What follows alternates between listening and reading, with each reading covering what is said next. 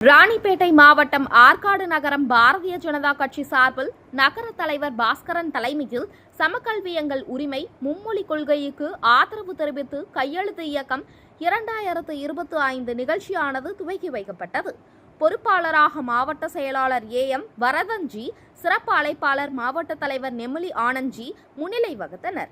தேசிய பொதுக்குழு உறுப்பினர் தணிகாச்சலம், மாநில செயற்குழு உறுப்பினர் GV பிரகாஷ், மாநில பொதுக்குழு உறுப்பினர் சபாபதி தனலட்சுமி, நகர பொதுச் செயலாளர் சரவணன், கமலக்கண்ணன், ராஜசேகர், சுரேஷ், ஆசிரவி, நாவலன், லோகநாதன், பாலாஜி, கௌரி சங்கர், ஹரி, ராமகிருஷ்ணன், கிழக்கு ஒன்றிய தலைவர் விஜய் லோகேஷ், சந்திரசேகர், நவீன், திருவேங்கடம், டிக்காராமன் திரளானோர் கலந்து கொண்டனர்.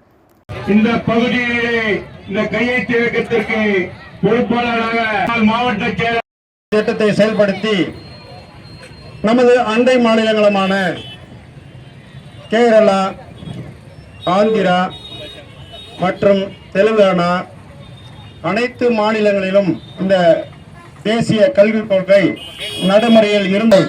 காரணம், இந்த திராவிட மாடலுடைய ஆட்சி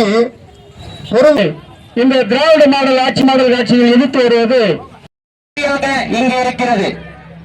தேசிய மாடல் நாங்கள் கல்விகளை கொடுக்கிறோம். ஆனால் இந்த திமுக அரசு அங்கங்கே டாஸ்மாக் கடைகளையும் சாராய ஆலைகளையும் இங்கே நடத்தி கொண்டிருக்கிறது. இந்த கல்வியை கொண்டு வருது நம்ம தமிழக அரசு. ஆனா தேசிய கல்வி நாம் கொண்டு வருகிறோம்.